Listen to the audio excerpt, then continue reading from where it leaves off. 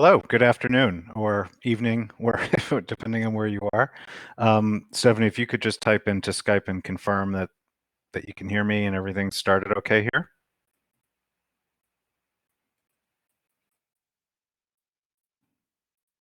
Okay, great. Okay, everyone, thank you for turning out today. Today's webinar is I call Ask Me Almost Anything. For the past couple of months, I've been running webinars on various topics like 5G, EMF health for children, and laptop radiation. And one thing that stood out to me was how many questions people had. So, there were some times where the questions were, it took about 90 minutes to go through all of them. And so what I decided to do today for the final webinar in this series is just to answer your questions. Briefly, before we begin, this will be a super quick intro, but about me. My name is R Blank. I'm the CEO founder of Shield Your Body. Taught on the engineering faculty at the University of Southern California, along with my father, co-author of Overpowered about EMF health effects. And all this follows a 20-year career in software engineering. So, like I said, today's Ask Me Anything, so I'm going to get started answering questions. There is a questions pod here in the room. Jane says it's 8 a.m. in New Zealand. Good morning, Jane. There's a question pod down below the video here in the room, so you can ask your questions. And to give you a little time to enter them, I'm actually going to start because a bunch of you filled out the form when you registered. So you pre-submitted some questions. So I'm going to start by answering some of those. So and I'm sorry, I don't know who left each question, but I do have the questions. So I'm a writer, tech writing at work and personal writing at night, and wonder how to protect myself best, knowing that I spend a good part of the day and night on my laptop. So that's a really good question. The best, and I don't, I can't really type it in. But if you just go to shieldyourbody.com/best, it's a very simple URL. That outlines my overall approach to EMF health, which boils down to two categories of things. One is the modifying your behavior and relationship with technology, and two is the strategic use of good EMF protection. So let's use the laptop as an example. And you're on it for work. So you can't not do that because you need to work. So there's safer ways of using a computer. And one, the most effective, in general, the most effective way to reduce your exposure from any source is to increase the distance from that source. And depending on the technology you're using, there's different ways of doing that. So let's, again, using the laptop as an example, the best ways of increasing the distance are, one, using it on a table instead of on your lap. And that was actually the last webinar I did went into that in a lot of detail, but there's other examples too. So for instance, if you can use an external keyboard and mouse, not Bluetooth, like a USB keyboard and mouse, then you can keep the laptop further away. And if you use an external monitor too, which creates a bigger screen, you can keep everything much further away, because the more distance that you create between the source of the radiation and your body, the less your exposure is going to be. There are some other things you can do, and actually, let me tie this into another answer. So BTS, where are these past webinars you mentioned? Where are they recorded? Where can we find them? If you go to shieldyourbody.com/webinar, they're listed there. And so the way this ties into the last question is if you check out the last webinar I did, it was 2 weeks ago. It was all about laptops. So I go into a lot of details about things you can do in addition to keeping the computer further away. For instance, if you're not using any Bluetooth devices, you can disable the Bluetooth connection on your computer. You can use an Ethernet connection instead of a Wi-Fi connection, and then disable the Wi-Fi on your computer. So increasing the distance and then disabling the wireless tech that you're not using, those would be the safest options to reduce your exposure from your laptop. Then in addition to that, I sell a laptop pad, and that's designed for people, especially for people who, despite all those recommendations, use their laptop in their lap. And that will deflect radiation away from your lap when you're using the computer. Okay, so that was one question. Let's go to the next one. Now, this was an interesting one. What is the difference between EMF pulse and power? I hear pulse is far more dangerous. And then, in addition, friends in London say they hear constant buzzing sound. Could that be EMF pulses? So the distance between the difference between pulse and power. Power is, it's like volume, right? With sound, there's if you have more volume, right, it's louder. That's what power is for EMF. So the more powerful it is, that you can think of it, it's operating at a higher volume. That's now when pulse, that when the EMF is pulsed, that means it's being sent in bursts. So it would be like loud volume, quieter, loud, quieter, loud, quieter, except this obviously this happens very quickly. So that's the difference between pulse and power. Then pulse is far more dangerous. That's a really that's a tricky statement. So there are, just as an example, there are ways that pulsed EMF is used actually in medical therapy. That's PEMF, pulsed EMF. There's also so if you Google pulsed EMF or PEMF, the results will actually be therapeutic devices. Now, I would say it's not that one is more dangerous than the other. It's that it adds another dimension of complexity in terms of how it interacts with the body, because high power EMF is high enough power EMF is what a microwave oven uses to cook food. So power is an important factor. And I believe that there is a growing, but still relatively young body of science demonstrating that pulse is another factor that impacts how your body reacts to this stuff. So I wouldn't say that one or the other is more dangerous, but they're both factors in terms of how your body reacts. Then my friends in London say they hear a constant buzzing sound. Could that be EMF pulses? It's hard for me to say without hearing the sound. One thing that I do know is that there is a demonstrated effect. It's called the Frey effect, F-R-E-Y, named after Dr. Alan Frey, who discovered this in the 1960s among radar operators in the US military, that certain EMF exposures do manifest as audio. You hear that. But whether that buzzing specifically is caused by pulse EMF, it's hard, obviously, for me to say without knowing more about it.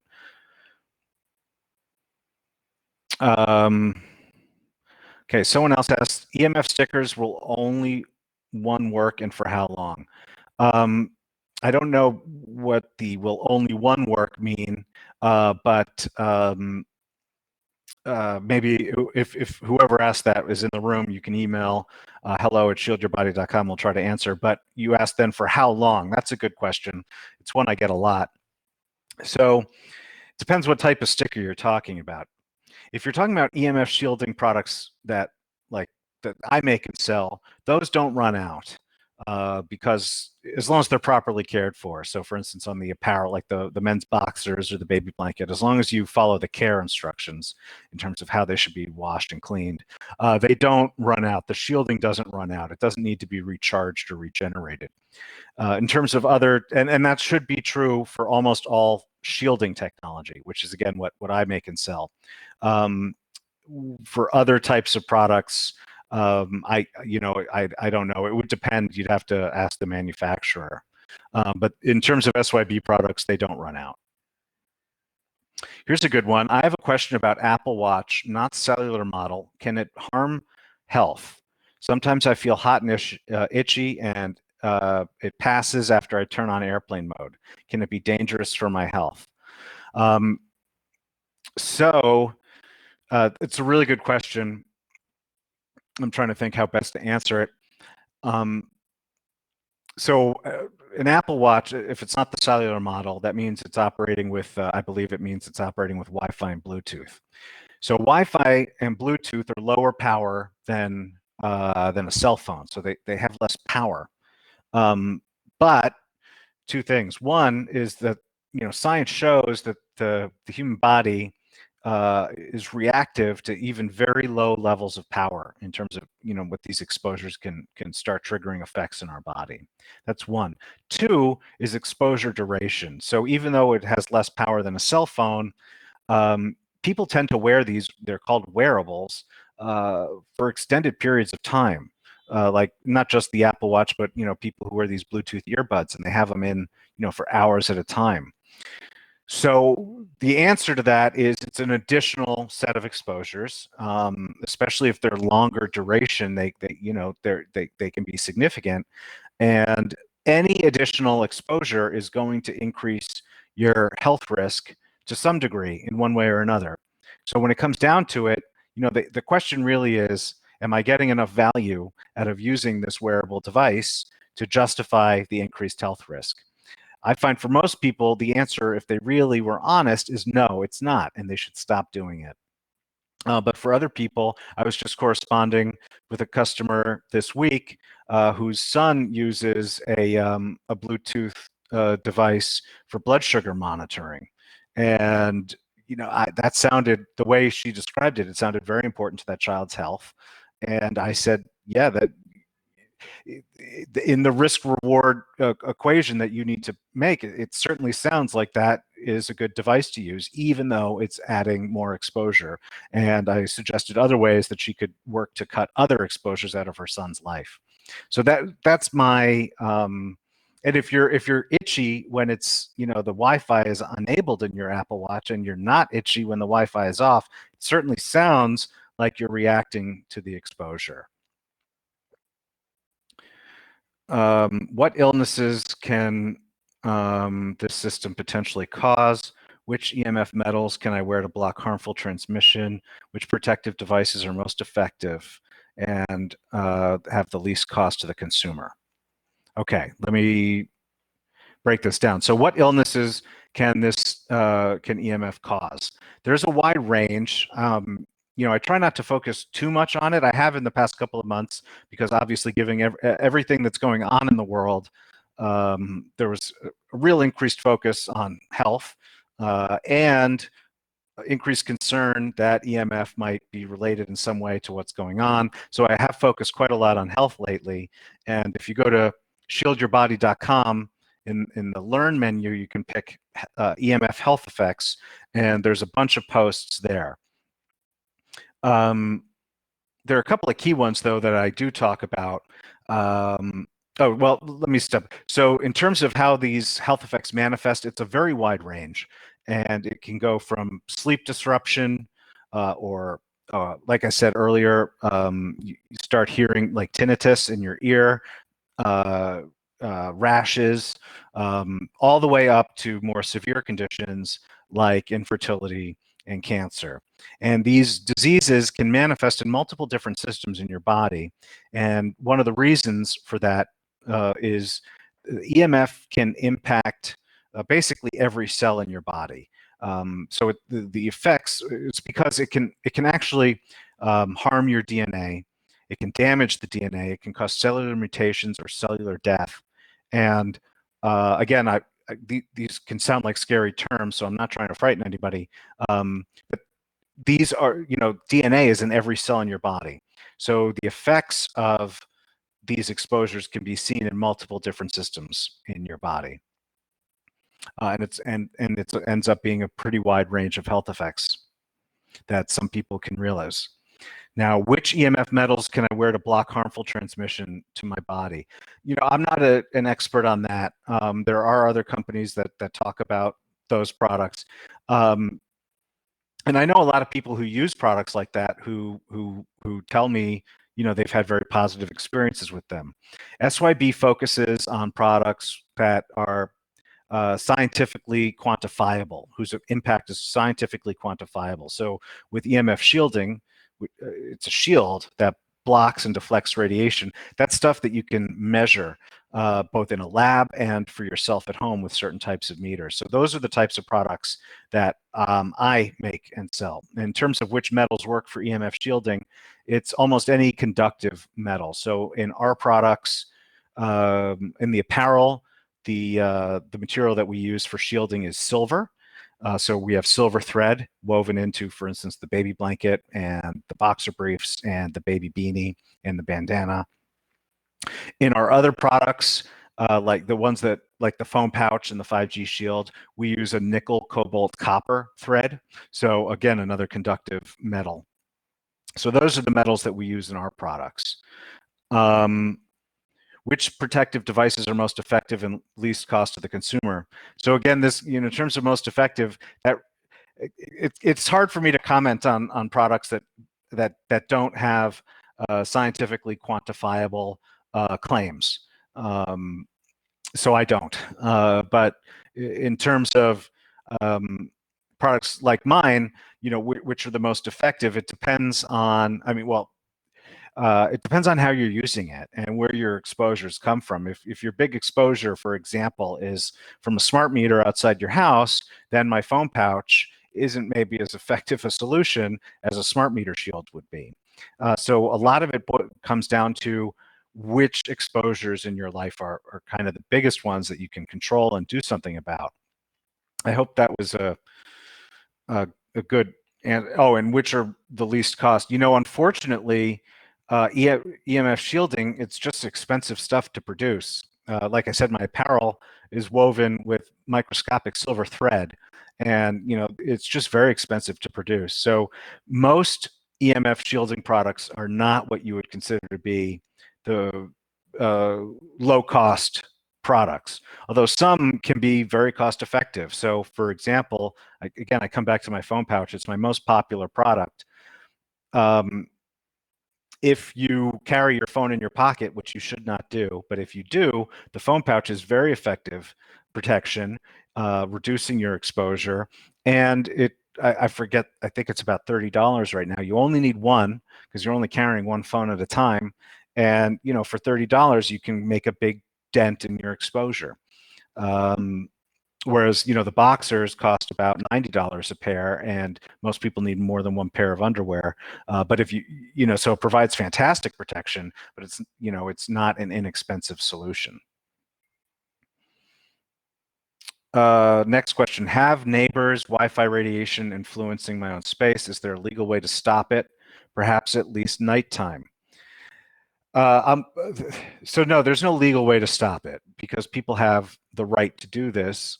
And there's really, right now I'm doing a bunch of content. I've started, if you're on my email list, if you're in this webinar, I assume you're on my list. You've seen I've been sending out information about regulations. And so I'm in the process of publishing more content about regulations.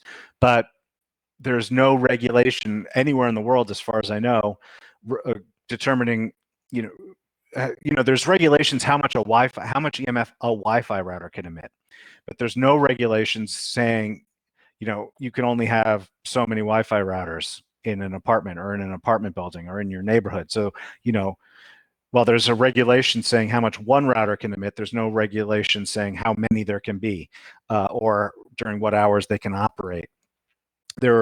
I am working, though, on solutions for specifically this type of scenario. And so if you stay tuned over the coming months, I think you'll see what. Please repeat the question. The question was, my neighbor's Wi-Fi radiation is influencing my own space. Is there a legal way to stop it, perhaps at least at nighttime? So again, stay tuned to my list. In the next 2 months, you're going to be seeing solutions from not just product, but ways of approaching this sort of thing to create the type of protection that you're looking for. There's not a quick and easy answer, though, right now. But that's a very good question, and it's one I'm really working on it. Okay, so the next question, and then after this, I'm going to try to get through all the ones here in this list, but after this, I'm going to hop back to the room to see what questions people have asked in the room. Do you consider that 5G can impair people's absorption of oxygen? Where are the scientific studies? So I know what this question is about.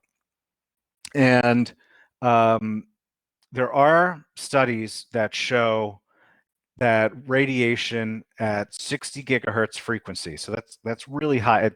So let me start.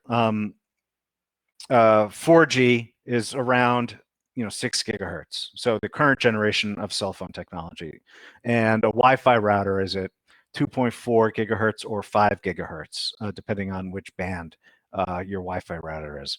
So current wireless technology exposures are generally between 1 and 6 gigahertz. Now 5G starts in that same zone. So they start at I believe they start at around 4 gigahertz. But they can go eventually, the 5G spectrum that's been allocated goes all the way up to 300 gigahertz. So that's really high energy. I mean, it's much lower energy than ionizing radiation like X-rays, but it's very high energy compared to the types of EMF we've been exposed to for the last 20, 30 years. So 60 gigahertz is pretty high energy. It's not all the way up at 300, but it's still pretty high. It's much higher than any current cell phone or cordless phone or Wi-Fi has been emitting. So there are studies that at 60 gigahertz, oxygen molecules absorb more EMF radiation. Now there's two things, and I believe, more research needs to be done, but I believe that's been demonstrated pretty reliably. So there's two important things to note there. One is that the current deployments of 5G, so while 5G can eventually go up to 300 gigahertz, the current deployments, the things that are being rolled out now in cities where they say, oh, 5G is available, they don't go anywhere near that. All of the current deployments that are approved consumer technology, they're all at basically the same frequencies as 4G. So there's other differences in 5G technology in terms of how the antennas work and so forth. But in terms of the frequencies they're operating at right now, it's basically the same as 4G. And so when the studies that show at 60 gigahertz, oxygen molecules absorb much more of this radiation, that may be true, but it's not what the current deployments are actually emitting. And then the other side of that is, what does it mean that an oxygen molecule is absorbing more radiation? I mean, it certainly can't be good for you because there's a lot of oxygen in our bodies, but what the actual health implications of that fact are, I think, have yet to be determined. So we don't know what the implication is of the oxygen molecule absorbing more radiation, and the current 5G deployments are not emitting radiation at that frequency. So that was a really good question. I'm glad you asked that. Okay, so I'm keeping this list open, but I'm going to start looking in the room now. Okay. I don't know how to say. Is it Mikel or Michael? I'm sorry, I don't know how to pronounce. Mikel asks, how big is the SYB community? How many users, customers to date, more or less? Excited to be part of the community. Thank you. Well, SYB has been selling products now, making and selling products for 7 years. So in terms of the number of customers that we have, it's hundreds of thousands, because we also, not just in the United States. I mean, the United States is our biggest market, but Canada, England, Germany, Australia, these are all significant markets for us. We also sell in Japan and throughout Europe. So yeah, I don't keep a running tally, so I don't know when we're going to hit 1 million or customers, or maybe we already have, but it's pretty big. I hope that answers your question. Thank you. Angie says, how about smart TVs? Where should the modem be located? I'm going to interpret that as two separate questions. So smart TVs, you could, how do I answer this? So smart TV, first off, any electrical appliance is it emits a type of EMF called ELF, or extremely low frequency. So all AC power, that includes the power lines, the electrical wiring in your home, and any appliances that are plugged into the wall, they all emit ELF. In the United States, that's at 60 hertz, not 60 gigahertz, right? 60 hertz. And in the UK and much of the rest of the world, that's at 50 hertz. And everything emits, every electrical appliance emits ELF. So TVs are included in that. I will say modern TVs, these flat screens, they emit much less of it than the TVs we had like when I was growing up. The bigger ones with the cathode ray tubes and so forth. But they still emit it. Now, what makes a smart TV different from a regular TV is the Wi-Fi. Some of them also have Bluetooth. And so a smart TV is going to be a source of Wi-Fi radiation as well as ELF. I've actually taken, I go to CES most every year. That's the Consumer Electronics Show in Las Vegas. And I take my meter and I do readings. And, TVs are a big thing at CES. And the reason I say this is because I've taken vastly different levels of emissions off of different models of TVs. Some are actually really low, and some are kind of off the charts high. And they can also vary quite a bit based on where, especially these bigger screen TVs, that are several feet wide. The emissions can be very different based off of where on the TV you're measuring. So there's no fixed answer except to say that it is a source of EMF, and the best way to know how much of a source, and I'll probably end up answering this to many questions, is to test for yourself. And I have a lot of information about how to do that, as well as an ebook at shieldyourbody.com/test. Now, the other question was, where should the modem be located? Again, I'm interpreting that as separate from the first question about smart TVs, because generally if you have a smart TV, you don't get to choose where in the TV, the modem card is located. So if you're talking about the Wi-Fi modem that the TV connects to, the best rule in general for all of this stuff is as far away as possible, because distance really matters. And actually, this is one where I'm going to post it in the room. Hold on.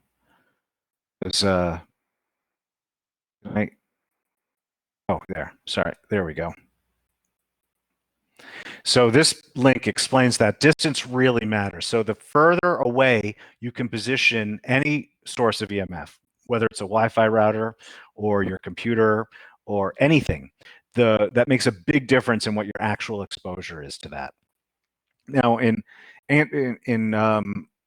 Lori posted a comment on that question, and I want to post an answer to that as well. So give me a second while I pull up that URL. And it's this. I just needed to get the copy of the URL. I'll post another comment. And that's the link. It's shieldyourbody.com/waves travel. That explains how shielding like my Flex Shield, because Lori asked, would Flex Shields put underneath the TV stand help? So this page explains how you would want to use my Flex Shields or my poster frame liner.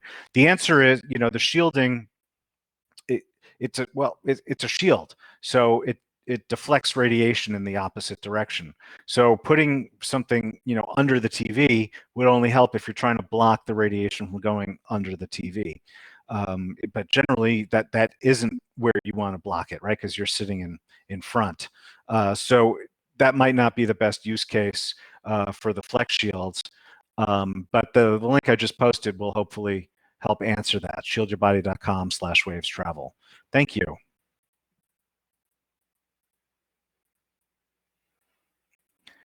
Okay, BTS, how much distance from the laptop is enough to make a difference?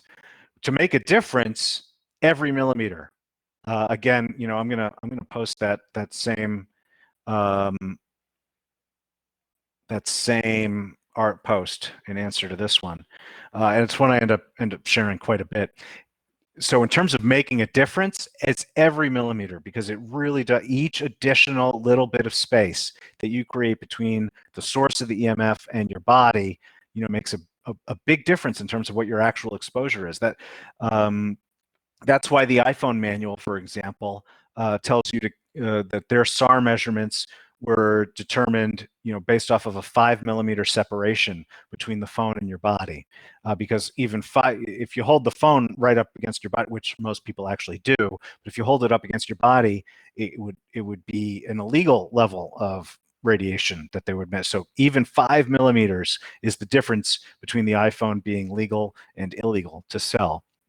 Now, uh, even though a few millimeters, it makes a difference, but it doesn't make it safe. So there's no safe distance, but if you can create a couple of feet between you and the laptop, that makes a huge difference in your exposure. Thank you, BT.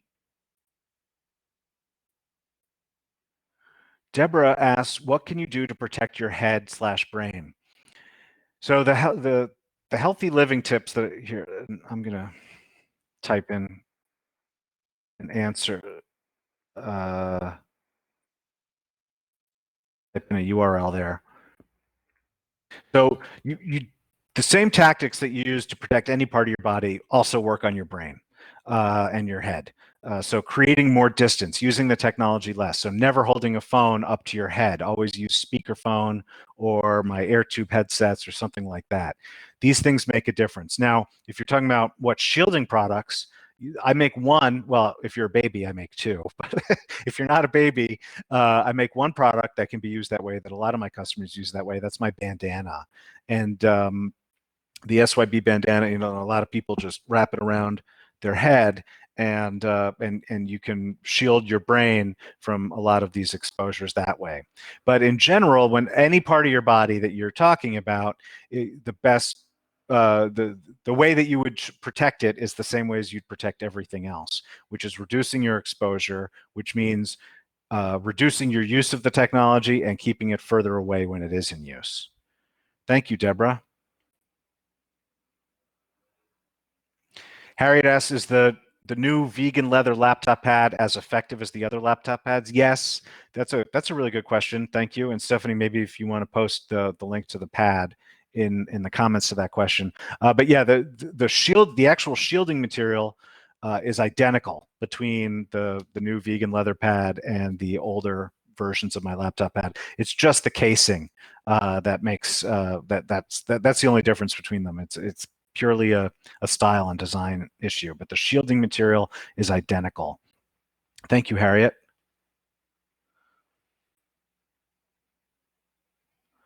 Angelina asks, I've not felt good for the past few months. It is EMF worse than before. I noticed 5G antennas on poles and laneway near my house. Is 5G up and running here in Vancouver? What can I do to protect myself? Do bed canopies help? Great questions, Angelina. So I'm going to try to pull up, hold on. I just want to get the direct link to send you. So is 5G up and running in Vancouver? The answer to that is yes. The 5G is up and running in a lot of places now, especially in the United States and Canada, but also throughout Europe and parts of Asia. So, but what I did just post here in the comments to your question is the Ookla 5G map. So if you can link to that, and you can zoom in on your address and see what 5G deployments are actually near you.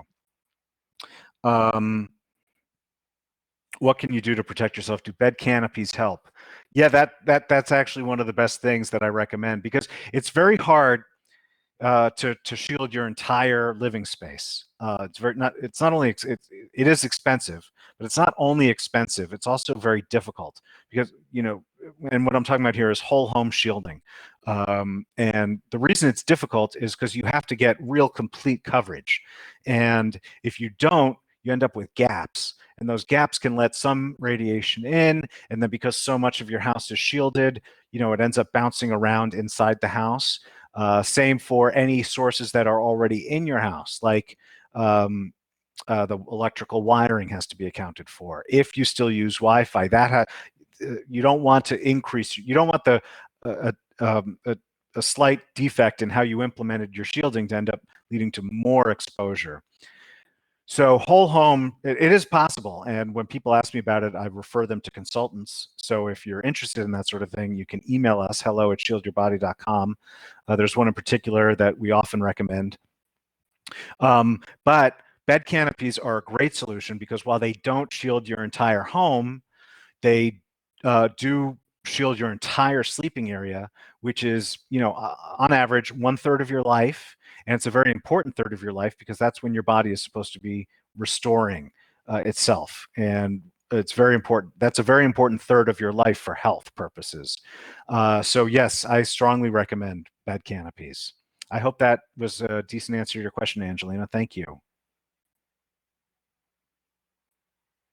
Monica says, I took 2 small portions of the bandana and made my 2 dogs small collars. That's great. It's not one of the biggest questions that I get, but I'm often, I get requests for it, and I keep thinking at the back of my head, is EMF protection for pets? I used to have dogs and other pets, and I don't now, but it would be wonderful to protect them. So it's on my wish list of my product roadmap. But that's Monica, that's great. If you could actually email us in a photo of that, that would be fantastic. I'd love to see that. Thank you.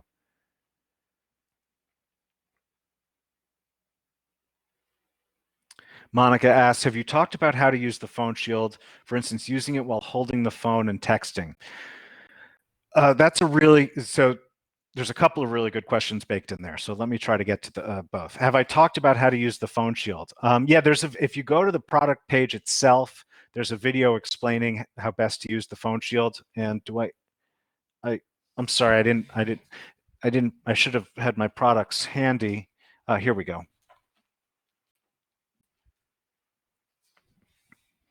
So this is the phone shield, and the important thing is you want it to be as big or bigger than your phone, and you want it to make the screen bigger. Oh, thank you, Stephanie. Now, yeah, I'm sorry you all have to actually see what I look like now. But you want the 5G shield to be as big or bigger than your phone, and you want the shield between your phone and your body. Now, you ask about protecting, and I'm going to lower this back. Where did I go? There we go. Now you ask about texting. That's another good question, and I'm treating it sort of as a separate question. So a lot of people ask me because, one of the best things you can do to reduce, because cell phones are such a huge exposure of people's radiation. So one of the best things you can do is not hold it up against your head. One set of ways of doing it is to always use speakerphone or an air tube headset. But another way is to text. And because when you're texting, not only is the phone further away from your body, but texting emits less power. When your phone is actually on a call, it's emitting much more radiation than when you're just texting. So texting is a great way to reduce your exposure. So how could you protect yourself while texting? Now, the problem is there's no EMF protection product, no EMF shielding product at the very least, that can protect you really when you're texting. And trust me, I've looked into this. It's something I really want to do. But, because in order to use these phones, the shield would need to be 2 things. It would need to be clear, so you can see the screen, and it would need to be conductive so that you can actually touch the touch screen and operate it. And there's no EMF shielding material that exists yet that is both clear and conductive. So you can't shield the front of the phone when you're using it. So to answer, I know that was in the context of the 5G shield. And I don't have the photo handy. I mean, it's somewhere here on my computer, but it would take too long to find it. For people who use, and my camera's fixed, so you can't see what I'm about to do, but to just try to visualize, for people who text on their lap, if the phone is on let's say it's on your thigh, and you're texting. That's a situation in which the 5G shield can help, because you're putting the 5G shield between your phone and your body. You're using the phone, and the 5G shield will bounce the radiation away from your body. I hope that wasn't too long-winded and convoluted an answer. It's a really good question, and I hope I answered it well for you. Thank you, Monica. Angie asked, does aluminum provide some blocking? Yes, it does. I there's a reason, that people are, use that term tinfoil hat, because it does actually block these signals. How well, it'll depend on a lot of variables in how the aluminum's constructed, but it definitely is a shield. Yes. Okay, I'm going to stop that question, and then Maria says, I think 5G is being put up disguised as lamps, LED street lamps. Yes, yes, they are. 5G antennas, and I have a post. Hold on, I'm going to try to find it. Give me one second so I can post it. And that's, oh, you know what? Let me just pull up. 5G, let me just say quickly while I'm looking for the link. 5G antenna look completely different from 4G antenna. And they're much smaller. It's actually called small cell. And because there's going to be many, many more of them. Here, I think I have it. Yes, I found it. Let me just post this in the room. There's going to be many, many more of them. They're much smaller, and so they look totally different, and they're going to be mounted, on a lot of cases, on existing infrastructure. So, with 4G, we sometimes had that, like a cell tower would be put on top of an apartment building or a church, or a school, unfortunately. But a lot of times the tower is a standalone object, and they try to disguise them as, palm trees, or, well, that's in the Southwest, but wherever you are, they'll try to disguise it like a tree, and it doesn't look anything like a tree. But with 5G, they're mounting a lot of it on existing infrastructure, like on street poles, like on traffic lights. And that's just what it's going to be like. It's part of the design of the infrastructure. Thank you, Maria. Olivia asks, are there maps available of location of 5G towers, poles in the UK? Yes, I'll post the link again. That link I just I talked about earlier, the UCLA 5G map, that's actually the entire world. And then there's another site, I haven't checked in a while to see how well they are covering 5G, but the map I just gave you is just for 5G deployments. There's a much older site that, let me post this one too. I'm glad you asked that. And it's antennasearch.com. And that one you can use to look for other cell tower infrastructure. So the first one is specifically for 5G. The second one, I don't know how good their coverage is of 5G. I should look at that. I hadn't looked at that site in a while, but they have a huge database of other existing wireless antenna deployments around the world. Thank you, Olivia. Okay. Olivia asks, I bought a Blue Shield device for the home. Happy with it. How are your products different? Someone was asking me about Blue Shield. I think it was just yesterday. And I put it on my list to look into, and I didn't. One thing I know is that Blue Shield is not a shielding technology. I don't know exactly what their product claims are, but they're not a shielding technology. EMF shielding, in fact, let me tell. I'm going to post one link into the room here. That's a link to a page on my site that explains how EMF shielding works. But for a lot of people have heard of the term Faraday cage. And a Faraday cage is a construction that can block and deflect EMF. And this technology, it's been around for almost 200 years, since Michael Faraday invented it. And it's universally accepted, very demonstrable science. You can show that it deflects radiation, so if you put a shield, there's a source of EMF, let me get on camera. There's a source of EMF, and then there's your body. So if you put a shield in between, it'll deflect the radiation away from your body. That's how EMF shielding works. And that's how all of my products work, except for my headsets, which use a slightly different technology, which I can explain. Um, but that's the difference. So there's shielding products. I'm not the only company that makes shielding products. There are others. But shielding products are a different class of EMF protection than any of the other types, like Blue Shield would be one of those. And I just can't comment on it, but I'm glad that you're happy with it and that it works for you. That's what I always tell everybody. If it works for you, I focus on products that have demonstrable science that people can measure for themselves. There's a tool that they can use to measure to see that it's working. That doesn't mean other stuff that you can't measure doesn't work. So I always tell people, if it's working for you, then keep using it. So use it in good health, Olivia. Thank you. BT as says he's I'm sorry, I don't know if BT is a he or she. BT says he or she is getting a GQ390 meter that tests electric fields, magnetic fields, and radio frequency. Should I get a microsurge meter as well to test for dirty electricity? So 2 answers. I would recommend over the GQ390, I would recommend the Tri-Field TF2. It's about the same price, but in my opinion has significantly better accuracy, especially in the radio frequency range. And it does what you just, so it's called the Tri-Field because it measures low frequency electric, low frequency magnetic, and RF. So you get that same set of functionality in the Tri-Field TF2.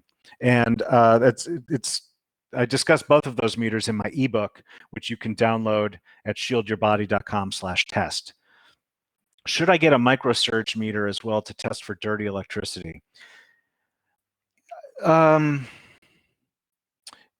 If that's a good question. If you want to email me, which meter you're considering, you can email hello@shieldyourbody.com, and I can look into it.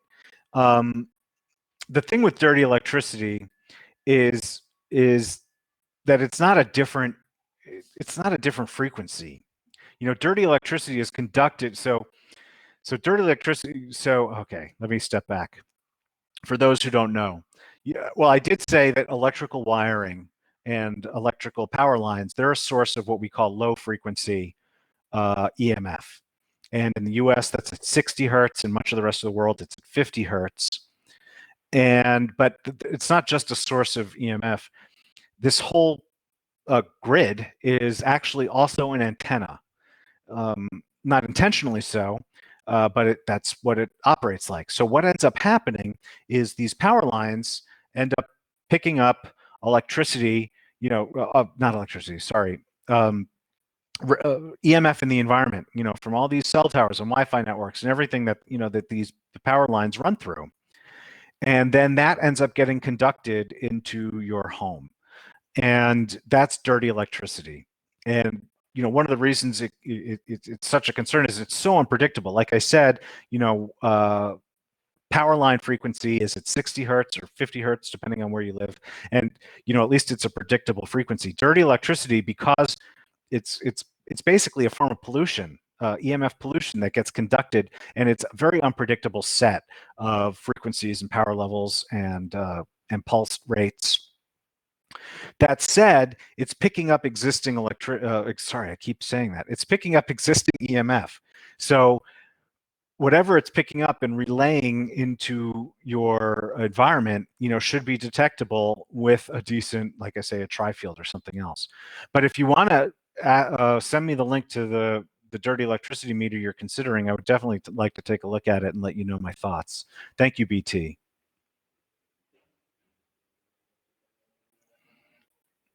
BT says our 2 TVs have Wi-Fi boxes, and then there is a Wi-Fi DVR box beside the modem that send Wi-Fi signal to the boxes. Should we turn these off at night to minimize EMF in the house at night? And the answer, in my opinion, and Jane, Jane, I see Jane responded too. The answer is yes. Anything you can, any source of EMF that you can turn off, you should turn off. And that's, you know, especially at night, because odds are you're not making any use of it then. But it's whenever you're not using it, because this will reduce your cumulative exposures. And especially again at night, because you're, you know, it's like on average an 8-hour chunk of time that you could be cutting, you know, cutting a big chunk of your exposure for a big chunk of your day, and that can make a really big difference to your risk profile from these exposures. Thank you, BT. Jane says, dirty electricity filters. I've heard conflicting reports. Any ideas on the Stetzerizer, worth it or not? The Stetzerizer is a fantastic product. I know it's not inexpensive, but if it it depends.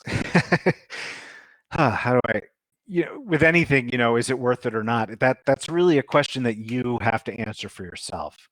The Stetzerizer is a fantastic product. They've been around. I forget how long they've been around, but they've been around a while, and they do what they claim. And so, if dirty electricity is an issue that you're concerned about, or that you have reason to believe is a particular concern in your living situation, you can definitely make use of it. So yeah, they're $100 a piece. Yeah, they're expensive. I know that, but they do what they say they do. So if what they say they do is something you need or want, then it's worth it. It's a good product from a good company. Thank you, Jane. Angie says, can't see the deployment info for Canada for some reason. Oh, I thought it was up there. I'll have to look into that. If you, I thought it was the world. Oh, you're right. They have so many countries and they don't have Canada. I don't know why that is. Boy, that is weird. I'll have to, if you email in, I can try to find out why that is. But I mean, I know there is 5G in Canada. I just, I don't understand what's going on. Yeah. Okay. Yeah. Please email in, and I'll try to make some time to look into that. Thank you, Angie.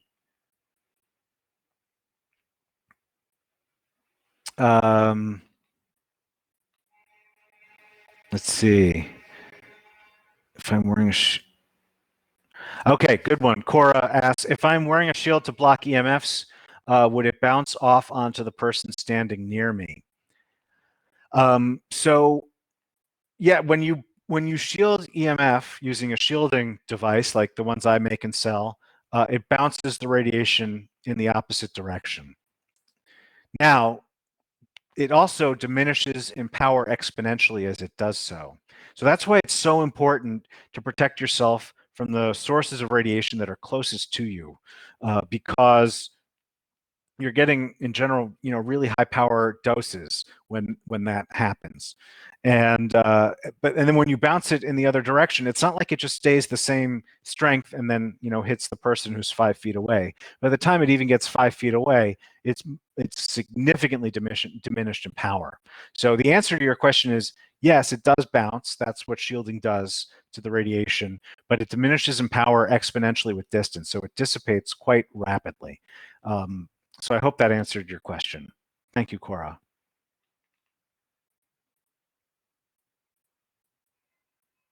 Angelina asks, a lot of companies that sell bed canopies, what do you look for in a good one to protect against 5G?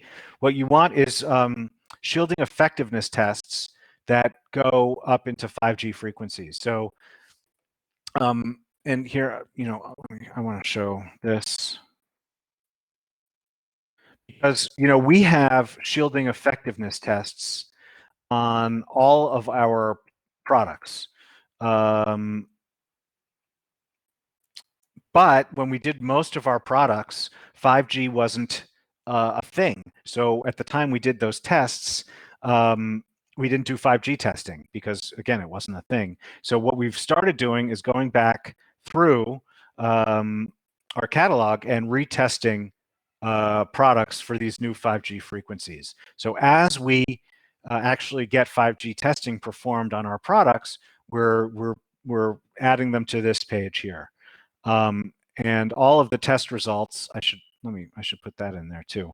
We always, at all times, all test results can be found on this page on our website.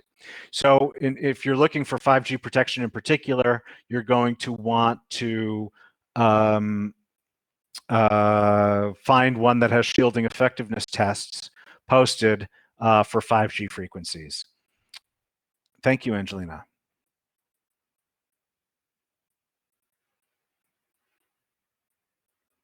Monica asks, so does holding the phone on top of the shield do anything positive while texting? Again, it depends how you're holding the phone. Let me get the camera back up here. If you're holding the phone like right in front of you like this, then no, you wouldn't want to put the shield behind it, because at best it would be actually bouncing more radiation back towards your face. And so that's something you want to avoid. But if you're texting on your lap, then putting the shield in between your phone and your lap will reduce your exposure. So I hope I answered that clearly enough. Thank you, Monica.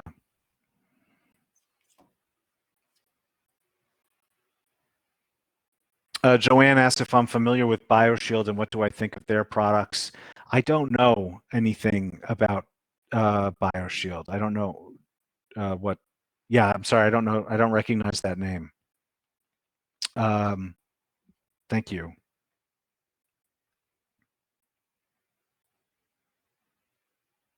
Angie asked, dog question, would a bandana still allow EMF to harm him? He is full of tumors, so I'd like to shield him. I'm sorry to hear that. So the bandana, again, like all of my products, works as a shield. So it'll only protect the part of the body that it covers. So that's the same for a bandana on the head. It's the same for the men's boxer briefs. It's the same for the baby beanie. It's the same for my phone pouch, right? Because that creates a layer of shielding in between your phone and your body, but it doesn't create like a magical. I don't mean to be dismissive. It doesn't project any type of protective field. It's just shielding. So would the bandana help protect your dog? Yes, but only the parts of the body that the bandana is covering. I hope that made sense. It is a good question. And it's just fundamental to what EMF shielding is. It doesn't project a field outwards from the product itself. It's just a shield that deflects radiation. So if the radiation's coming at it, it'll bounce it back. But if it misses it, it'll go through. And that's the same for all of my shielding products. All shielding products, not just mine.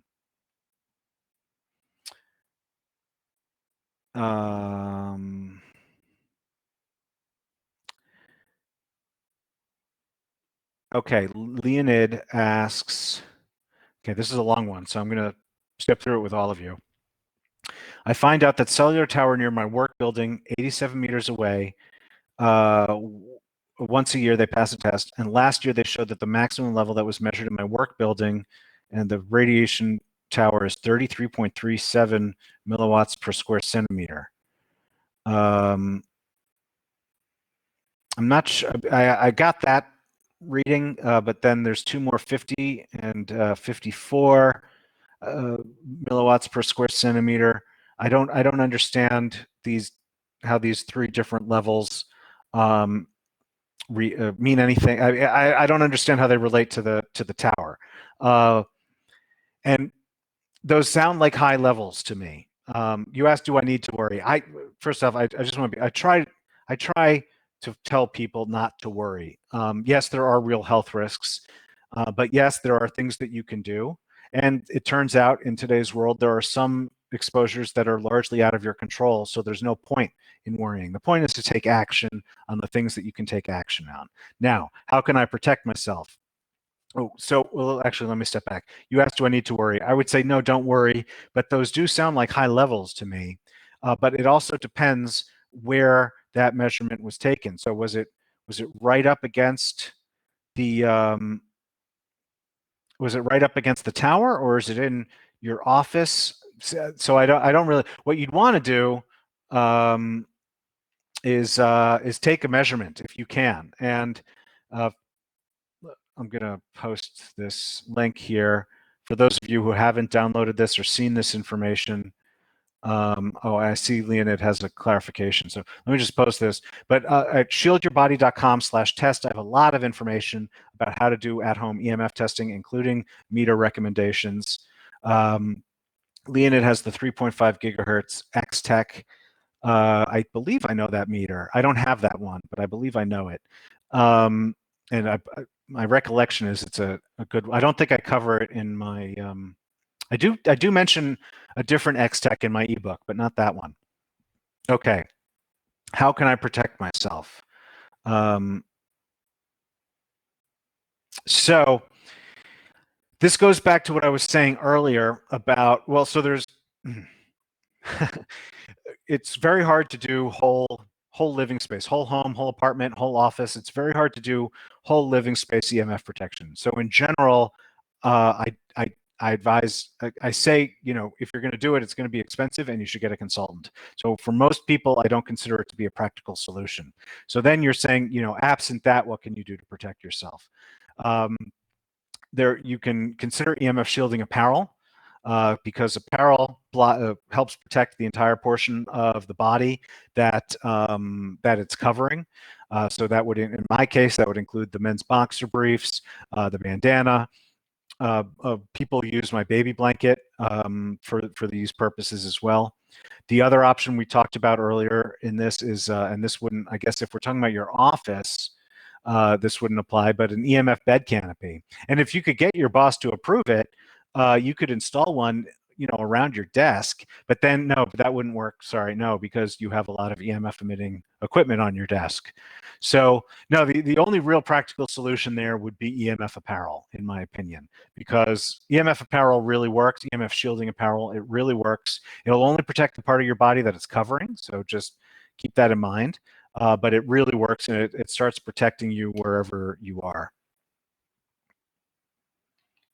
There was another part there that I was going, it seems to have disappeared. But thank you, Leonid.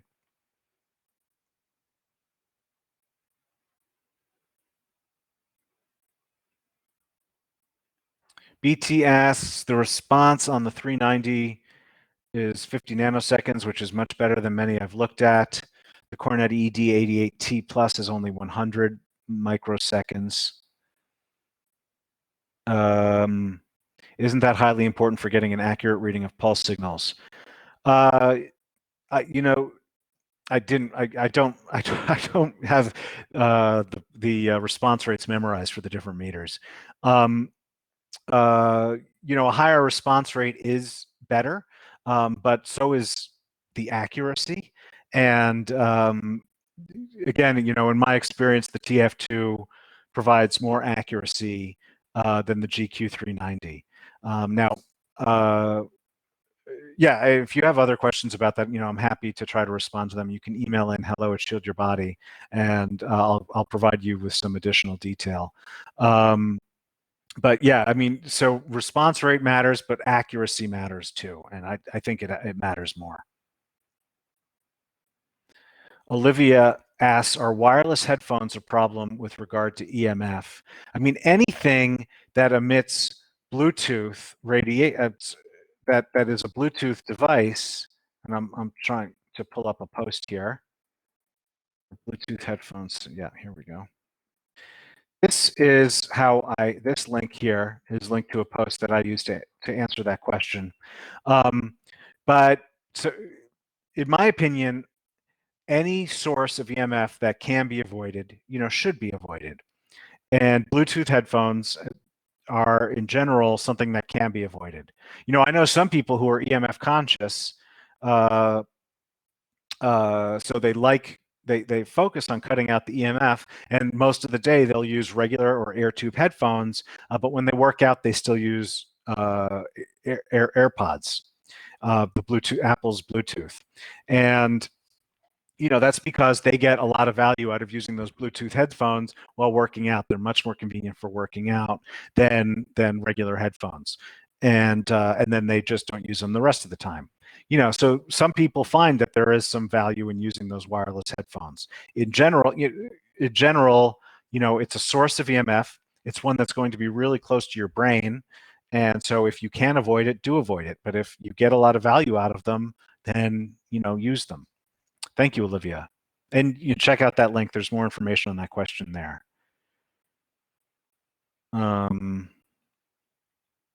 Let's see what we got here. Jill asks, I'm in Scotland looking at your SYB phone pouch. Is shipping to the UK free? The answer is yes. Jill, thank you for the question. All orders on my website include free shipping. That's in the US, Canada, UK, Europe, and Australia. There's sales tax in most of those countries, including the UK, VAT, but the shipping is free. Thank you, Jill.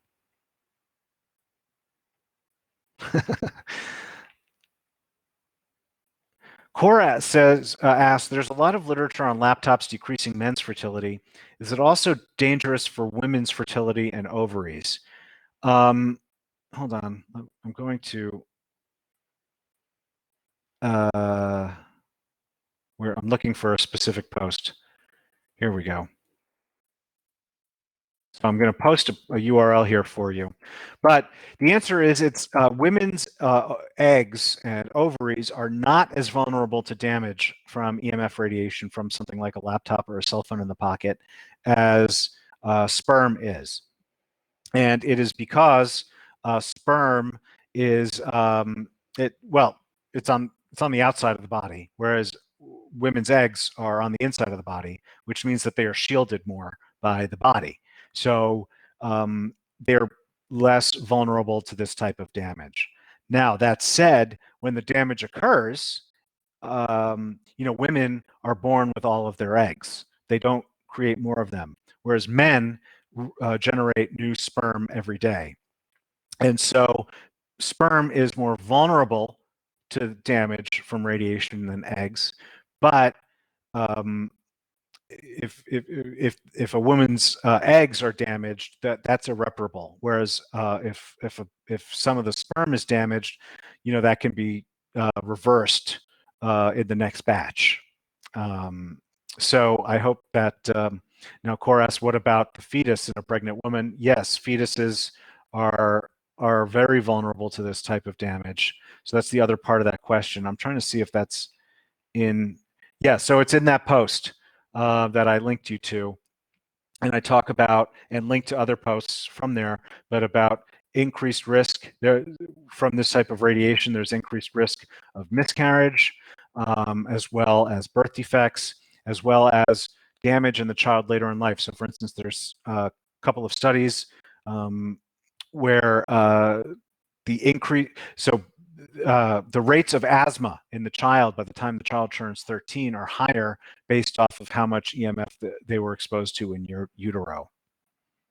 The links won't. Stephanie, yeah, if you could just help her get the link. You can just select the link itself and copy it. I think that's the problem. Just don't copy my name in the colon. Hopefully, yeah. Thank you, Cora.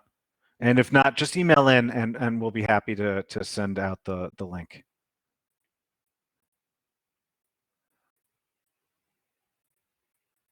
Deborah says, love your baby blanket, never slept better. Thank goodness I'm short.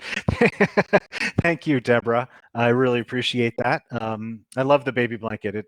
Let's see, I don't remember when we started making, but I think that was like my 4th product or something. So it's pretty early on in our company's history, and I'm glad to hear that you like it. Thank you. We're making more right now. Joanne asks, I'm looking at the headset with hard technology. If you wouldn't mind dumbing it down for me, can you explain how that works? I see that the radiation is absorbed, and I'm wondering if that technology couldn't be used on a larger scale. Well, I'm not quite sure what the larger scale implementation is that you're thinking of, but yes, there's a dielectric. So I have one right here. Hold on, let me scroll up. So this is the hard. and it comes without the headset, right? So this part you plug into your phone or laptop or any device, and then, sorry, I have to get the headset too. And then this part you plug into your headset. And so that's what it looks like when you're actually using it. And in this case here, oh, it's upside down for you. Yeah. In this case here, there's a pack of dielectric gel. So you see this is the headset wire, and it runs through into the case. The wire then is exposed to this dielectric gel pack.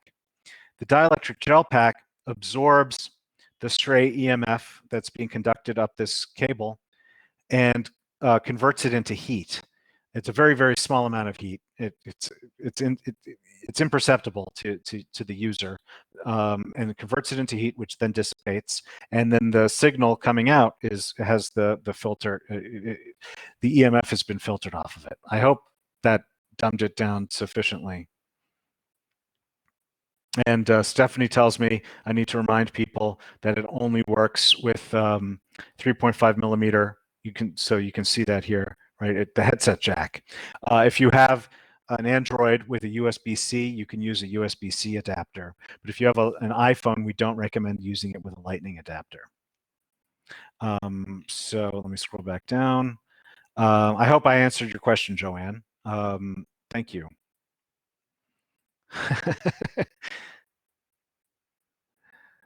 Angie, your question has been upvoted by Jane. Salt lamps and plants. What's my theory on them? Well, I love salt lamps, and I've loved them long before I got into EMF. Same with plants. Plants are great because they actually create oxygen. Which is obviously great to have, sources of that in your environment, because then you get fresher air. Now, in terms of what the impact of salt lamps, things like salt lamps and plants are on EMF, I have not seen any science. Doesn't mean there isn't any. There might be. I haven't come across it, and no one's emailed any of it to me. So if you know of any, I'll happily look at it. As with anything, like I've said in response to a couple of questions before, I focus on things that products and solutions that are scientifically demonstrable. That doesn't mean that things that aren't scientifically demonstrable or have yet been scientifically proven doesn't mean they don't work.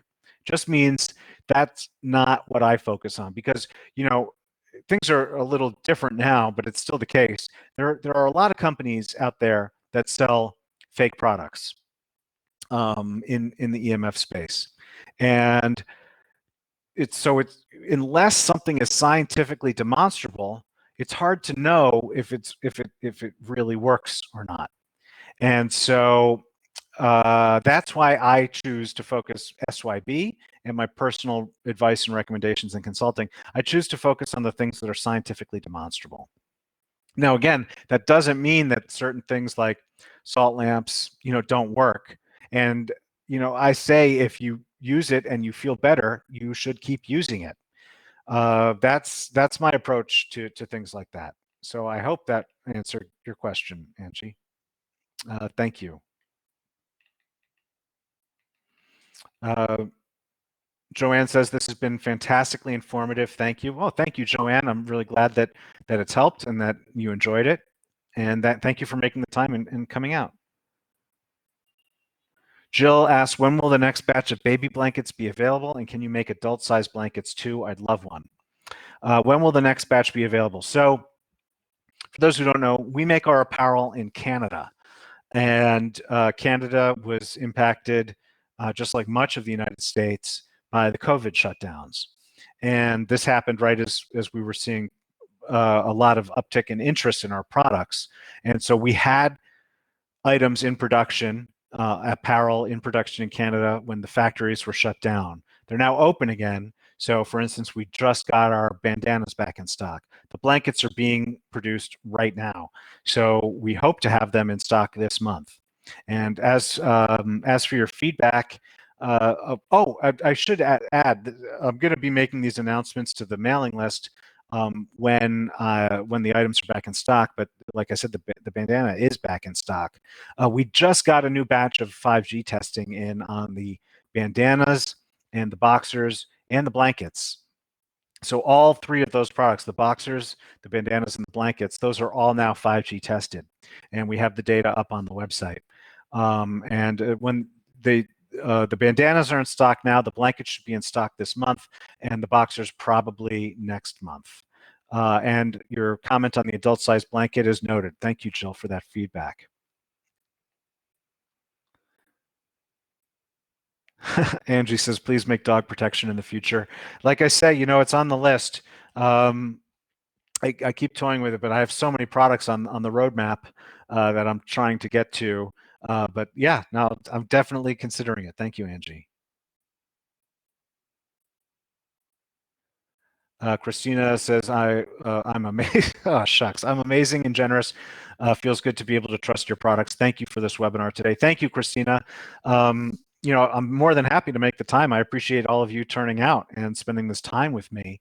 And I appreciate that you feel that you can trust my products. I try to be as honest and accurate as possible, not only about my products, but about all the information that I share. And I'm glad to hear that's how you see it. Thank you, Christina. Jane asks, is 5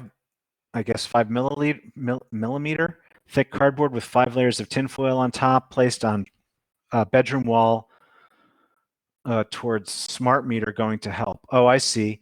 Yeah, it probably would. I also have a product. It's not as inexpensive as tinfoil, but my poster frame liner, similar functionality. In terms of how much it'll help, again, with the aluminum foil, there's a wide variety in how it's constructed and its actual material composition and so forth. So it's hard to say how much it'll help. That's why I really say over and over and over again, learning how to test this stuff, getting a decent meter to test it. It's really important, because then you know where your exposures are that'll concern you, that you want to do something about, and then you'll also be able to tell if your EMF protection is actually working. And but yes, in theory, that solution should work, and how well it works, you'd need a meter to figure out. I hope that answered your question. Mark is answered. Mark is answered. Mark is answered. So David here mentions, anyone who's interested in Qi devices can contact him. I don't know if anyone would know how to get access to him just through this webinar. But yeah, Qi device is another device that I'm seeing on the market. Some of my customers use Qi devices. They report good things. I haven't evaluated one myself, but thank you, David. Monica has 4 laptop pads for herself, her husband, and 2 business partners. Thank you, Monica. I love hearing that. I'm glad that you like the laptop pad. It's one of my most popular products, and I've been selling it now, making and selling that for, I think it's 4 years. So have a lot of satisfied customers with that product, and it really is. My computer setup is actually on my laptop pad right now, so I can't take it out to show it without disrupting the camera. But it's a great product. It has such a it's the thickest shielding material that we use in any of our products, because it's a full pad. It doesn't have to fit into the back of a pouch or men's underwear or anything like that. So you get a really protective layer. Thank you, Monica. Okay, let's see. Jane asks, if you buy a tri-field off of me, can I ship to New Zealand? 2 questions there. So one is, I don't sell meters. One reason is because I like being able to recommend meters without it being seen as I'm promoting one specifically just because I'm selling it. So I don't sell meters, so you can't buy them from me.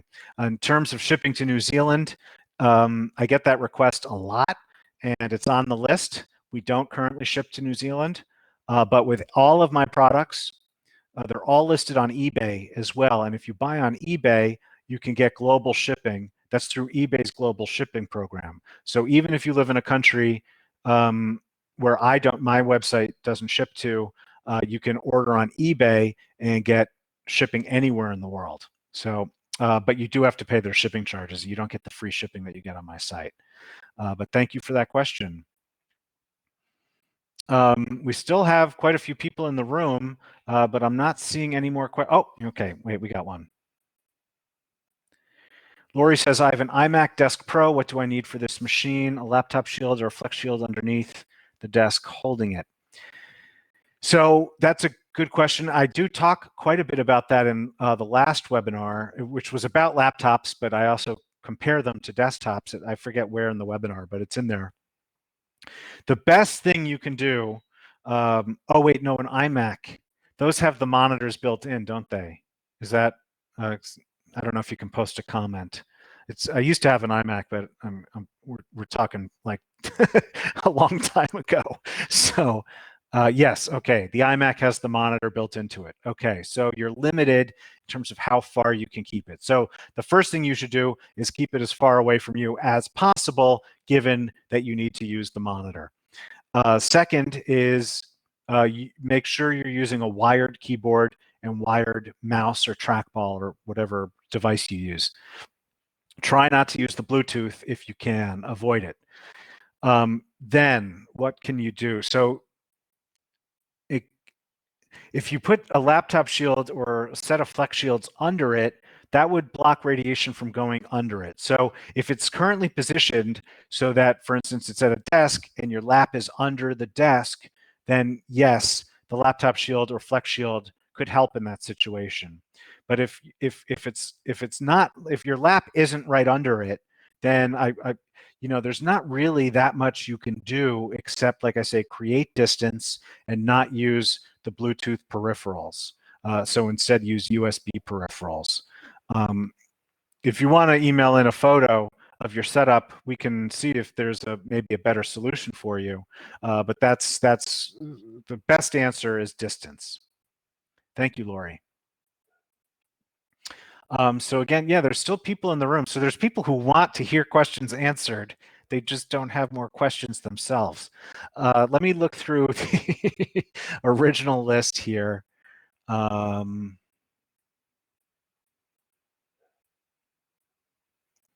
Okay, I don't have any say in whether or not to turn off the Wi-Fi router at night. That's tying into one of my key pieces of advice, which is turning off your Wi-Fi at night. So I need to know what device I can put on the modem, router, and desktop and monitor to be safe from the EMFs. How can I be sure that a product actually works? And is there something that is proven to work on cell phones? And I have a tri-field, but I'm not sure how to effectively use it. Okay, so a bunch of good questions there, kind of packed in. So let's try to, so there's a Wi-Fi router at night that you can't control, meaning you don't have the power to turn it off yourself. So what can you put on the modem, router, and desktop monitor to be safe from it? So I don't know. It depends how things are set up in your house or living situation, but I do make a product. It's called the Picture Frame. It's on my website for home office. It's the Picture Frame. And it's designed to be put next to a Wi-Fi router, in between the router and where you spend your time. And so that will deflect a lot of the radiation and away from where you're spending your time. There's also a company out there called JRS Eco. That's jrseco.com. He makes a low EMF Wi-Fi router. So he cuts, I think the way he reprograms them, it cuts about 90% of the radiation emissions out of the Wi-Fi. So that's another option if you have the ability to put that in place. Let's see, there was more here to the question. How can I be sure that a product actually works? So go to shieldyourbody.com/test. And there's a bunch of information there on what EMF testing is, how to do it yourself, meter recommendations. There's an ebook you can get. That's how you can know if EMF shielding protection is working, is by testing. Without that, that's the only way to know. So it helps you know for sure, and it's the only way that you can know if your EMF shielding is working. Okay. Someone asked, can dirty electricity, which we talked about earlier, can dirty electricity contribute greatly to having persistent headaches, nausea, dizziness? And can dirty electricity filters fix it? Yes, those are symptoms of electromagnetic hypersensitivity, which it's a long term, and it's not really a hypersensitivity. It could be because more and more people are seeing these symptoms because the amount of EMF in the environment keeps going up and up and up. You know, the number of people who are becoming symptomatic. It's also called Wi-Fi allergies. So maybe that's a better way to refer to it, but it's EHS, or electromagnetic hypersensitivity. And those are all symptoms of electromagnetic hypersensitivity. I have a post on that. If you want to email in, we'll be happy to send you a link to it. Now, whether dirty electricity is the cause or not, you know, I can't say. It could be. Like I say, these are symptoms of EMF exposure, of a sensitivity to EMF exposures. So which of your exposures is causing it, you know, I don't know. If it is the dirty electricity, then a dirty electricity filter should help. What's worse, Wi-Fi, smart meter, RF, EF, EMF, EMR, or dirty electricity? Okay, a lot packed in there. So first off, EMF and EMR are identical things. One stands for electromagnetic fields. The other stands for electromagnetic radiation. They're acronyms for the same exact thing. And when you ask Wi-Fi, smart meter, RF, or dirty electricity, those are all forms of EMF. Wi-Fi is a type of RF. RF stands for radio frequency. So there's in terms of exposures to human-made EMF, there's two broad types. There's the radio frequency, which is the types used for wireless communication. So that includes Wi-Fi, includes cell phones, cordless phones, smart meters, Bluetooth. Everything wireless emits radio frequency. Then, as I talked about earlier, there's low frequency, or ELF, and anything that runs on AC power, the appliances, the power lines, the electrical wiring, that's all a source of ELF. So ELF and RF are types of EMF. Now, which types are worse? You know, there's no answer to that because a lot will depend on what your actual exposures are. And the human body has shown, science has shown that the human body is reactive to all of these different frequencies, even at very low levels. Now, there are different sets of symptoms that manifest in different chunks of the EMF spectrum. So, for instance, you know, leukemia, childhood leukemia seems to have been associated with the rollout of electricity. Whereas, you know, brain tumors are more associated with cell phone radiation, but of course that's also partially how it's used. But there's different sets of diseases that are more prevalent as a result of exposures to different parts of the spectrum. But there's no one that's more dangerous. Now, there are types of EMF that are definitely more dangerous, and those are called ionizing. So everything I've been talking about, everything you hear in the news when you hear about EMF, that's non-ionizing. That has less energy than the visible light. But once you have more energy than visible light, you're talking about X-rays, gamma rays, UV rays. These are all forms of EMF, and they have so much energy, they knock electrons loose out of your atoms. And they can do extraordinary amounts of damage, even at really, really low doses. So there are types of EMF that are definitely more dangerous than the types we're talking about. But within the range of what we're talking about, these non-ionizing types of EMF, like from a cell phone or from your TV, you know, to my, you know, based off of my understanding of the research, there isn't one that's more dangerous than the other. And a lot comes down to how much power, how much time, the duration of the exposure, more so than what the actual source of the exposure was.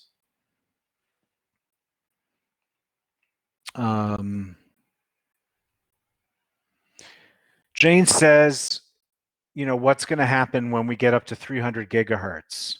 We don't know the answer to that, which is part of why so uh, it's so irresponsible to be deploying this stuff, because we don't know what long-term exposures to this is going to have.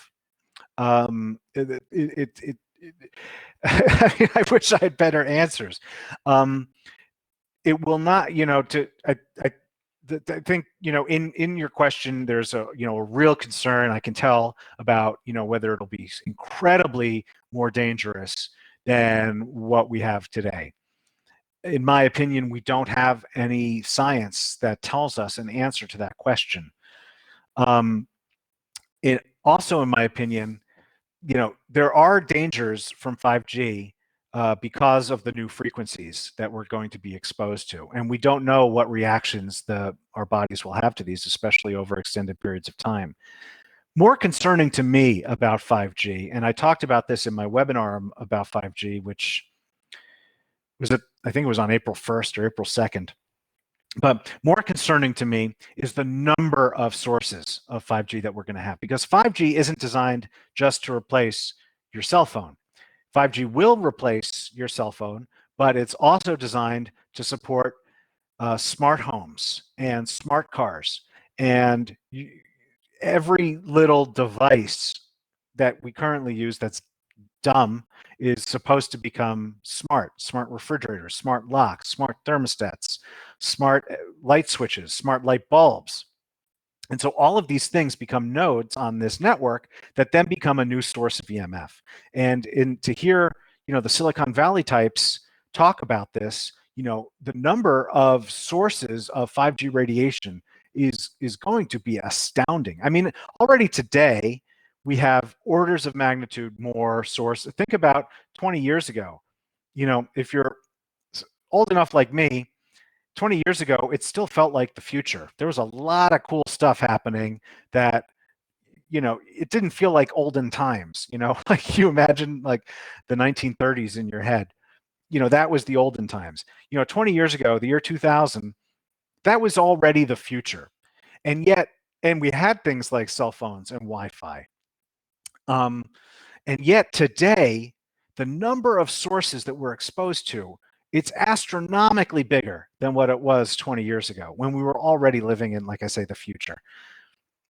So we've already been seeing an exponential growth in the number of sources.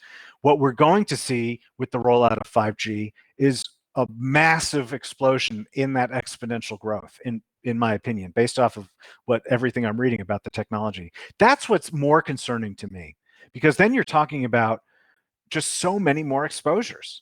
But we don't know what the different frequency exposures results will have. We don't know what the different number of concurrent exposures, what effects that'll have on us. All of it's a big unknown, and we are the guinea pigs. But the frequency thing itself is a concern because it's untested, but it's personally not my biggest concern with 5G. My biggest concern with 5G is the number of sources that we're going to be having. Thank you, Jane. Jill asks, how many times can the baby blanket be washed? Great question. As long as you follow the care instructions, the baby blanket should keep working. So it's important to care for it as we say on the label. And if you forget the label or you lose it or whatever, it's on the website too. Just follow the care instructions. Angie asks, is there a good way to block EMF coming through my window? Yeah, there are a couple of ways. There's EMF curtains. There's also clear films that you can apply to your windows. I don't have links handy, but if you email in, we can send you, because we don't make or sell those, but we can send you links to a couple that you can consider. But yes, there's EMF curtains and then clear films as well. Thank you, Angie. Leonid asks a good question. Does the Apple Watch in airplane mode have EMF radiation? Is there a shield for wearable devices? Okay, two questions. Does Apple Watch in airplane mode have EMF radiation?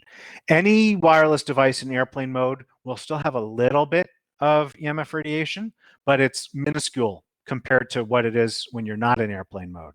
So switching to airplane mode cuts out a virtually all of the EMF from the device.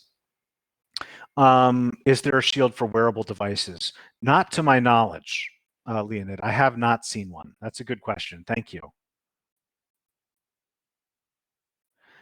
David asks, what is your opinion about grounding a metal bed frame so it is not an antenna? Well,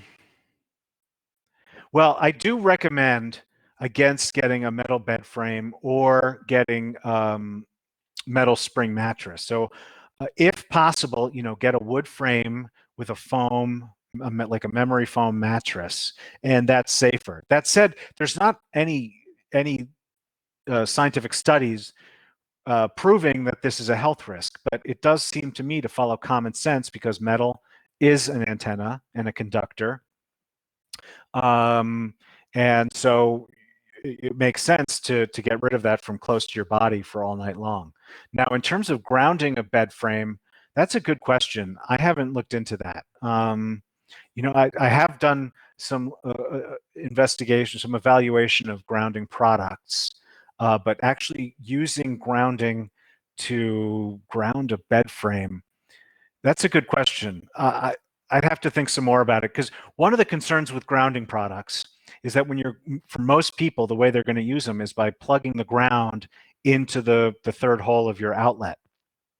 I don't have here. I need to scroll up so you can see if you're seeing what I'm seeing. There's that round plug, and if you're in it's the third prong.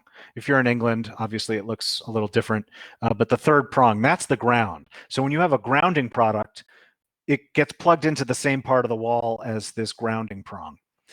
And the problem with that is that it can, from what I've read, it can conduct dirty electricity from the electrical wiring back into the grounding product. So if you were to use it in that use case about grounding a bed, I don't know what the actual end result would be, because you don't want to bathe in dirty electricity for the night when you're trying to actually discharge the ions in your body. So that's probably one of those things that's not a cut and dry answer. I'm a big believer in grounding, but I do also believe in the issue that I was just talking about being a factor in the decision for grounding. So sorry, I don't have a clean answer for you, but that's my response. And if possible, use a wood frame with a foam mattress, and then the issue goes away. Leonid asks, some people recommend switching the phone to 3G for less radiation exposure. Does it make sense? That's not a clean answer either. If your phone isn't 5G, then you're not exposing yourself to 5G radiation from your own device. It doesn't prevent you from being exposed to 5G radiation from everything around you, but it does prevent you from being exposed to 5G radiation from your device. Whether your phone emits more radiation on 5G than on 4G or 3G, I haven't seen that proven yet. It stands to reason because depending on what your phone is actually doing, because when you're transferring a lot, 5G is designed to transfer a lot of data very quickly. And when you're doing that, your phone is going to be emitting a lot more EMF radiation than when it's transmitting less data or no data. But again, that'll depend on what you're actually doing with your phone. I recommend not upgrading to 5G because the slower the market acceptance, the slower the technology will roll out and the slower the infrastructure will roll out. So it's more of an economic boycott than a personal health decision. In general, I recommend, the same things I recommend with a 3G phone or a 4G phone are what I recommend with a 5G phone, which is turn it into airplane mode when you're not using it. Keep it as far away from your body as possible. These sorts of things. So whether a 3G phone will emit less radiation than a 5G phone, I don't know the answer to that for sure. And but it won't. it won't emit, if you're using 3G instead of 5G, then it won't emit those specific frequencies of 5G. That is true.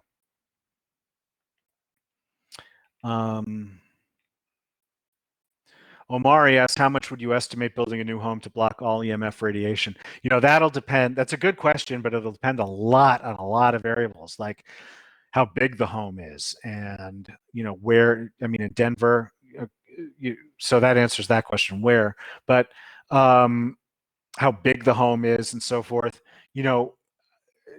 Reverse engineering whole house shielding, I've seen people spend tens of thousands of dollars to do it. And that's just the shielding. And so that maybe will help give you a gauge. If you email in, there is a consultant that I often refer for that type of work, and he might have some more specific answers for you on that. But thank you, Omari. Oh, David, it would go outside into the dirt. Okay, well, that addresses the problem that I had. So I'd say then it probably would help. This is going back to the metal bed frame and the grounding of the metal bed frame. So my guess is it would probably help. Yes. In that context with that situation. Leonid asked, if EMF radiation comes from outside, does the building wall stop some of it? The answer is yes. And that's even more true, apparently, with 5G frequencies, which is another reason they need so many of these antennas. But so it'll block some of it, but not all of it. Different parts of your wall will block less of it. For instance, the windows, unless they are shielded, will block less than a cinder block wall. It depends on what else is going on inside your wall, and so. But yes, just regular physical objects like a wall do provide some degree of shielding. And in order to know, how much, you'd need to measure.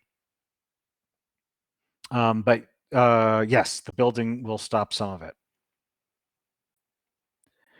Jane asks, are EMF blocking power board outlets good or helpful? Yeah, outlets tend to be among the biggest sources of ELF.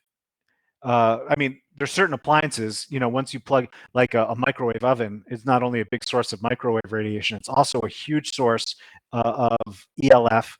A refrigerator tends to be a huge source of ELF. These things that take a lot of power tend to be huge sources of ELF. But other than that, power outlets, if you unplugged everything in your house but still had the power on, the power outlets would be the biggest source of ELF radiation in your house, almost certainly. Every time I've seen it and taken measurements, that's true.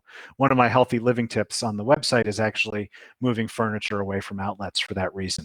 So yes, shielded outlet covers are a good product. Thank you, Jane. Monica asks, if the bandana is rolled up and tied around my head, will it work the same, or does it need to be covering the, more of the head? The answer is the bandana will protect what it's covering. Again, it doesn't project any protection field or anything like that. It's a shield. So it only protects what it's actually covering. So if it's rolled up and tied around your head, it'll protect the part of your head that it's covering, but it won't protect the parts that are still exposed. So you want, in general, you'd want it covering as much of your head as possible. Good question, Monica. Thank you. So I got to the end of the list again. And almost everyone is still here in the room, but I don't see any fresh questions. I'll ask one more off the list and see if any more pop up here. We're also running out of, the room is capped at 2 hours. So we have a time for a couple more questions if you have them.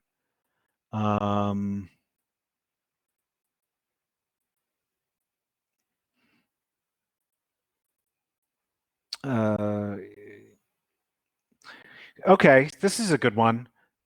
I'm overdue for a new phone and completely horrified by 5G. Since I don't see a way around buying a 5G phone, what can I do to best protect myself? So what I'm going to answer there is you don't actually have to buy a 5G phone. In fact, right now, you have to more or less go out of your way to buy a 5G phone. Now, this will change probably this year. COVID has thrown a lot of things into disarray. So release plans have been shifted and so forth. But it seems like this year, Apple is going to be releasing a 5G iPhone. And obviously, once Apple does it, that affects a huge part of the market on its own, and then all these other companies feel the need to follow. So that'll change this year. But if you're going out to buy a new device, a new phone right now, odds are it isn't 5G. And the 5G phones that exist are incredibly expensive. I can't remember if I've seen one for under $1,000. I think they all start at least, and Samsung I think has one that's $1,500. And so right now you really have to go out of your way to get a 5G phone. So if you're upgrading now, you don't need to get a 5G phone. And even once more of the market switches to 5G, there'll still be non-5G options probably for some time. So if 5G is concerning to you, don't get a 5G phone. You're going to have that option. Even if you want an iPhone, you can get a non-5G iPhone. Even once the product line switches to 5G, there's because they keep selling the older models for, I think it's 2 years generally. So you can, by the time the 5G one comes out, there'll still be 2 more years where you can get a non-5G iPhone brand new from Apple. So if 5G is concerning to you, don't get a 5G phone. It's definitely within your control to not do that.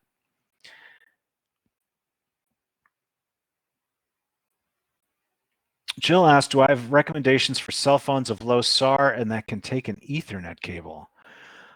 For low SAR cell phones, I'd have to look into that because I know, I think it's Consumer Reports publishes a list of lowest radiation phones, but you also need to check how they were tested. But if you email in, I can look to see and look through that list and see if it's a good one. Well, you know what? Hold on. I think, let me see if I can just pull it up. Consumer Reports, low EMF, low SAR, I think is what I have to Google. Is that, maybe it isn't Consumer Reports. Yeah, I don't, maybe I'm misremembering it. There is definitely a company like Consumer Reports that publishes a list of the lowest SAR phones. So, but now the second part of your question, that can take an Ethernet cable. I've never seen a phone take an Ethernet cable. So that I don't know. I don't know if anyone else has. I've never seen a phone take an Ethernet cable. But there are websites. If you just Google lowest SAR phone, you can see those options and see if any of them have the feature that you're looking for. Thank you, Jill.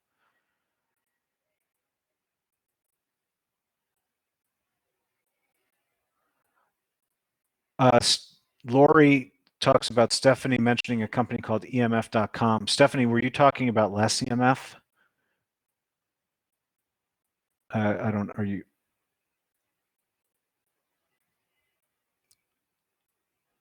Yeah, okay. Lori, the company is lessemf.com. And yes, that is a good company.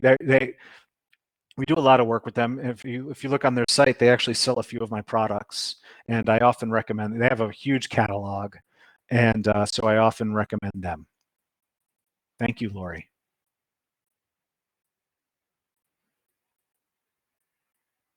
Okay, Jill found the answer. Good. Omari asks, sorry to ask again, do you have a recommendation for household EMF household meter to measure EMF radiation for home residential? Yes, I have a few. So if you just go, I mean, if you just want a quick and easy answer, I recommend the Trifield TF2. But if you want more options, I just posted a comment, a link to shieldyourbody.com/test.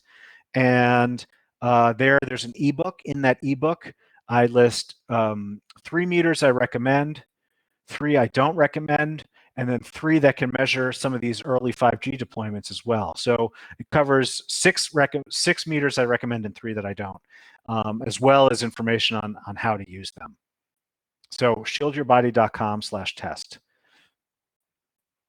Jill says Samsung Note 8 can take an Ethernet cable with adapter. That's interesting. I've never, that's really interesting. I'm gonna look into that. I've never seen an Ethernet adapter for a cell phone. Thank you for that information, Jill. Okay, so yeah, we're approaching the time limit on the room, and up. Okay, more. Oh, Jill says you have one. What's the email? Send a photo. The email, if you just email it in to hello@shieldyourbody.com, I'll get that. But also, um, you should have gotten the emails about this webinar that you got are from me, so you can just reply to those. Thank you. Leonid asks, how much do we need to worry about phone radiation while we playing, watching videos, and more? You know, questions that begin with how much do we need to worry about? You know, there's not a specific answer. Um, so in general, I am not a Luddite. I use a lot of tech. I'm holding this webinar with you today using, you know, a laptop, and because of where I'm set up, it's actually on Wi-Fi, and I'm using an iPad as a second monitor for all this. You know, I use tech, even though I recognize some of the health risks that come from that tech. Uh, it's always going to be a personal decision about, you know, do I really need to use the tech right now for this purpose, or can I not? And, you know, playing games, get a lot of value and enjoyment out of that. Watching videos, you get a lot of value and enjoyment out of that. So when you are using it, you know, keep it as far away from you as possible. If you're using headphones, you know, maybe use anti-radiation headphones like the ones I make and sell. And when you're not using it, you know, turn it off, go into airplane mode. But in terms of how much you need to worry, you know, there's not a clean answer to that, because it's not a quantifiable question. You know, worry doesn't come in units. One, two, it'll depend on a lot of factors, like what else are you being exposed to at that time, and what's been your cumulative exposure over time, and what's your personal health and physiology like? Like with COVID, right? We're seeing people who are more susceptible to severe impact from the same exact virus that other people get and don't even realize they have, right? Because there's so many different, our bodies, our physiologies, our immune systems, they're all so different. So there's no single answer. And it's really about taking a more holistic approach about, you know, using tech when you get value out of it, and but using it more safely when you do, and then not using it when you're not getting the value out of it. So not mindlessly using it, but mindfully using it. And I don't mean to sound spiritual, but it really is. That's the better approach, in my opinion, to minimizing your exposures. Thank you, Leonid. Jane thanks me and Stephanie from all the way around across the earth, from New Zealand or UK. Wait, no, she's in New Zealand. Well, actually, I don't know where Jane is. But Lori's from Detroit, and people are sending their thanks now. Thank you all really for tuning out. I really appreciate it. Almost everyone who showed up has stayed 2 hours till the very end. So I told Stephanie, I said, I think this is going to be a short webinar. She says, no, it'll go the full 2 hours. And looks like Stephanie won that bet. But thank you everyone for tuning in. The archive for this, if it's something you want, it's going to be emailed to you automatically as soon as the archive is done generating on the server. So usually that's within a couple hours. So you'll get a link to this archive, and you can watch it again at your convenience. But thank you all so much for turning out and tuning in for today's webinar. This was the last of my initial blast of, you know, since the world went a little kind of crazy in the last 2 months. I sort of dove in and really kind of churned out a huge amount of content. I had a bunch of content mapped out for the next 6 months, including these webinars. I ended up delivering it all in 2 months because I felt like it was appropriate for the time, and it was something my audience wanted, people like you. And so this is the last of that initial series. I'll still be running webinars, just not as frequently as I have been in the last couple months. I really appreciate all of you taking time out of your day or night, depending on where you are in the world, and spending it with me. And you know, as always, stay tuned for my emails. And if you have questions, we have fantastic customer support, and we're happy to field them for you. So thank you again. Stay safe, stay healthy, and I will be in touch very soon. Thank you. Have a great day.